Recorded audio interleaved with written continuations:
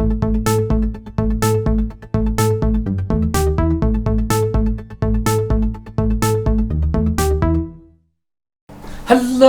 and welcome to the Creatoroblivion channel. I messed that up big time. Yes, you did. Hey, as you'll have noticed, the quality isn't all that great. This is because I'm using two new things and one old thing. New teleprompter and lighting and old webcam mic, because my usual mic sounds a bit like this. Konnichiwa, watashi no namae wa Joseph. Right. Oh, I'm coming back. Enjoy the video nonetheless. Quality, not quantity. That's my motto.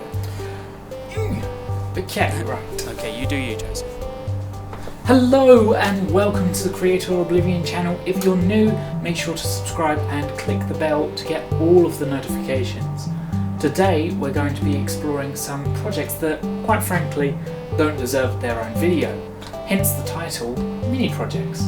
The first of the mini projects is making something for this microphone, which I currently have taped to my shirt. Okay, so here's the thing. The script is from last year. I'll stop doing the whole woe is me last year after this video. Get out of here! As I was saying, the script is old, so I wrote it again. No, I didn't need to add this in at all.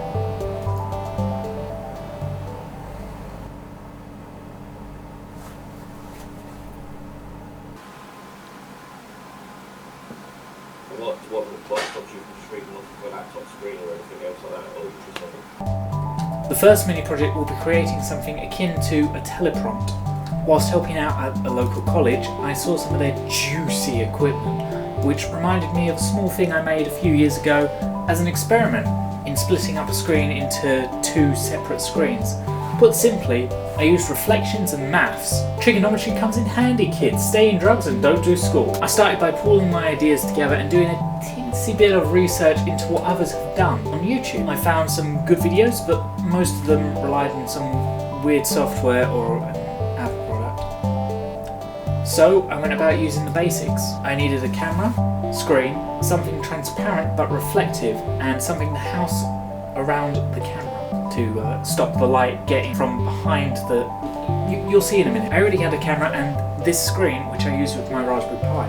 I just needed to make the housing and purchase something transparent and reflective. I got my supplies by taking a trip to the local hobbycraft and purchased some foam boards and a polyester clear sheet. Then I took to Illustrator, keeping the screen and a ruler nearby. I measured up the screen and figured out the exact arrangement for the Pythagoreanness of it all. Using some triangle maths, the height of the side walls needs to be the exact same length as the height of the screen. That just leaves the length of this line, which is in fact the reflective part. Okay, cool, it just stopped. Yep, still recording. Right. That leaves the length of this line, which is in fact the reflective part. This piece, I know, maths. It's not exactly fun, but I'm almost done with the pun.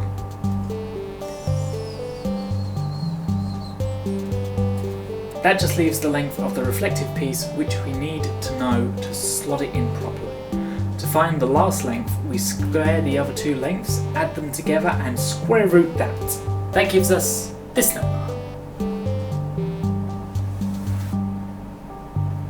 We don't need to worry about the width of the reflective piece, as that's already a given based on the width of the screen. The whole measurements I needed kind of gave me this shape, which is really beside the point, but it was all a distraction from me not having filmed any designing of it and cutting out parts and sticking them together with hot glue. I just wanted to experience some productivity. This model uses some snug fits and hot glue to keep it all together. The 7-inch screen fits in this slot, where any chunky tech on the underside has some room to breathe. The currently uncut polyethylene sheet slots in at this angle to give us the 45-degree angle, which shows the screen from this side and does not from this side. Actually, as I've learned from editing this footage, there is a slight show of the screen, but that analysis is also for the next video. I'm currently designing a 3D version of this with a nice new feature, but I think I'll save that for another video, so I can milk some view time. Hey, if I'm getting serious about this, I've got to pull out all the stops for a successful business. I'm in chat. Now onto the code, which hopefully Ross is the best, will sum up in 100 words or less. And as he is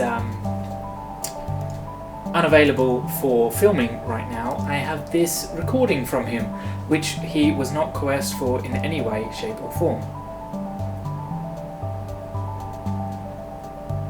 So at the top here we have the Python modules, which we're going to reference in the rest of the script. The modules we're referencing here are Pygame, Unicode Data, MessageBox via TK-Enter and Traceback. MessageBox and Traceback were attempts at trying to make the code handle severe errors. As this was my first project in Python, I feel like I still have a lot to learn, so for now these references aren't actually used. Pygame is used as the main method for rendering the text to screen. The standard GUI library is TK-Enter, which is your equivalent of Swing in Java or GDI Plus in Windows. This allowed me to render normal text, however, for the teleprompter to work, the text needs to be rendered in reverse. For referencing the modules, we initialize the Pygame object and then define some constants. Text start x is used to set the offset from the top of the screen, where the text should start rendering. Line space is the space between rows, and text border width is the border around the edge of the text. There were some issues when running the app in full screen mode, which you can see commented below. So instead, I just get the width and the height of the display and set the app to fill the whole screen with the set mode function. I then set some more variables which we'll use later for the main loop.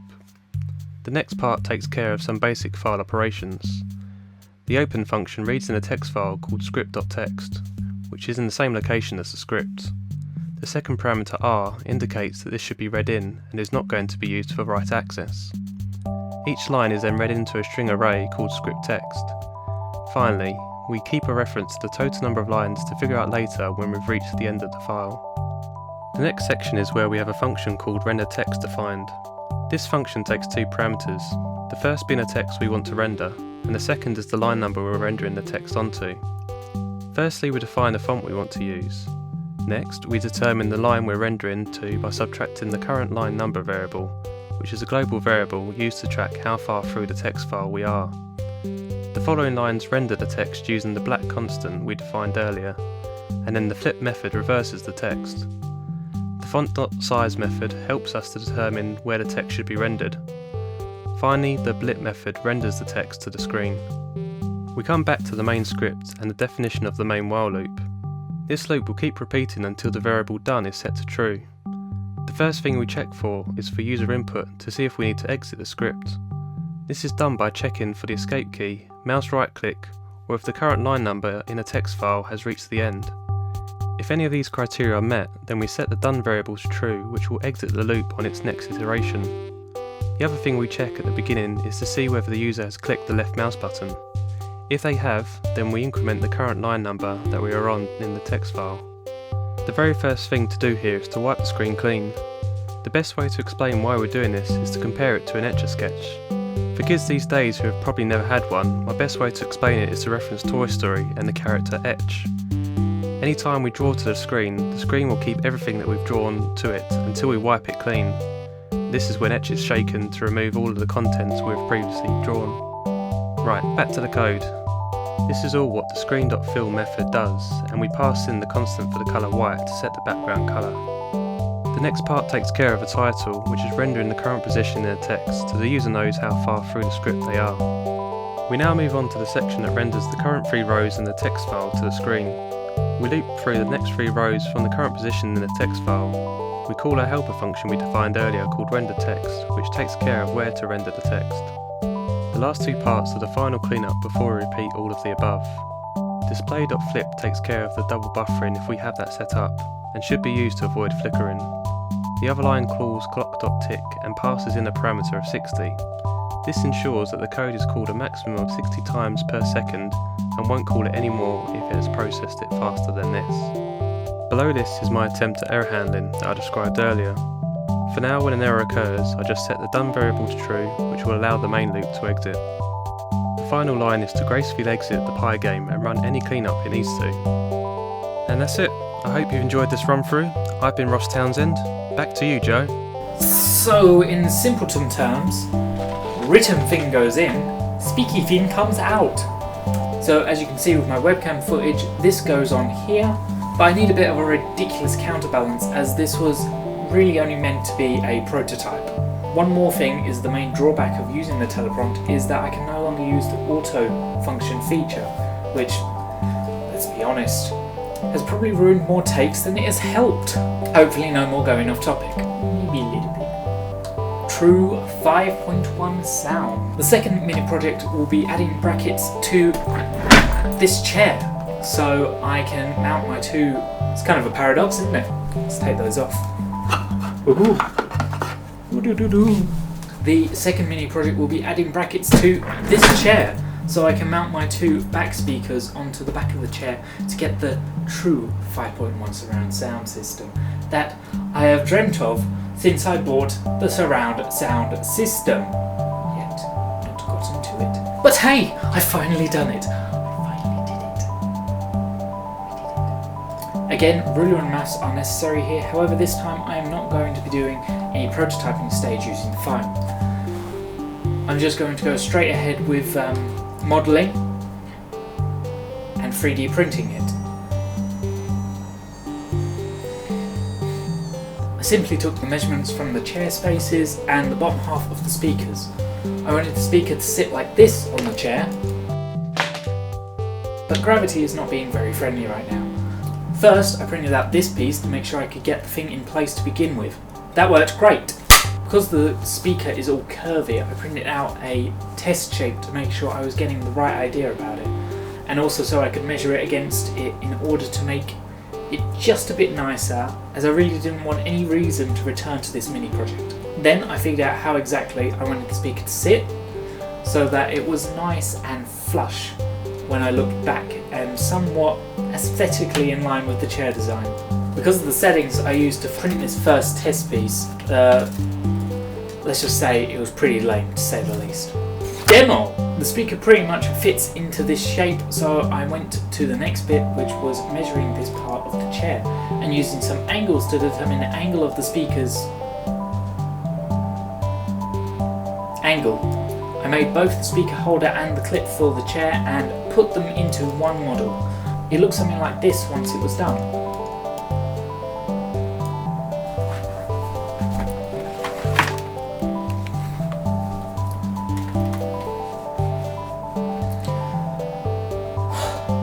Let's go do some 3D printing.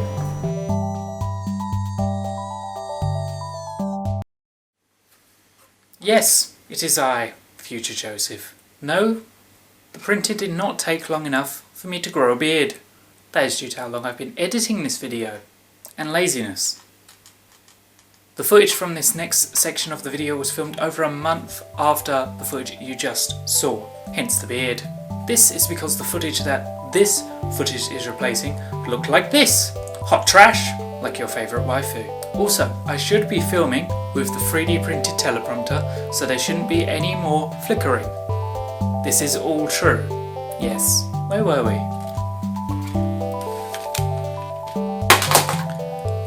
I printed the speaker holder and found it could have some improvements. So I improved it and printed that one. Here they are side by side. As you can see, I decreased the thickness here, moved the hooky part down the slope ever so slightly, and decreased the depth of the space in which the speaker sat. For the simple example of placing them on the chair, I'll be using both these versions. Unfortunately for me, I will actually need to rejig these designs to better suit my chair and their placement.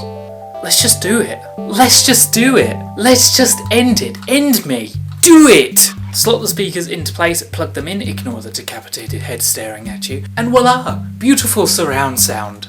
I can never go back. Analog rings.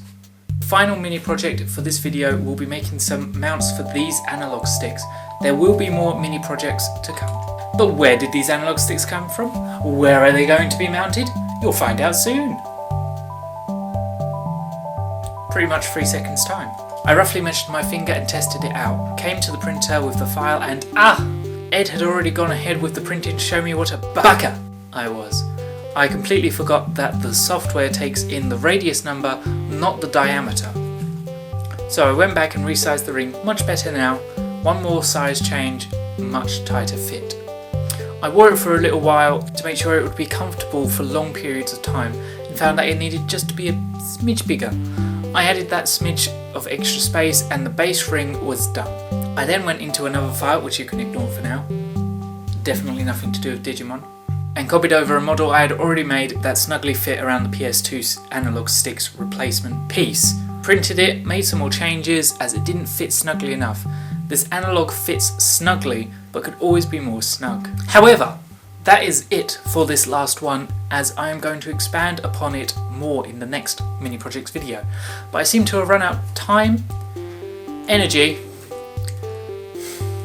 and motivation. I hope you enjoyed this video, and I'm slowly making my way more so into the projects and DIY section of YouTube. I know I've still got some kinks to work out with how I show my progress and keeping it interesting in the videos, but I'm sure with the help of you, my friends, watching this video, I'll get where I should be. Make sure you... Thank you for the 50 subs. I will probably see you in about 2 weeks' time on the Creatoroblivion channel.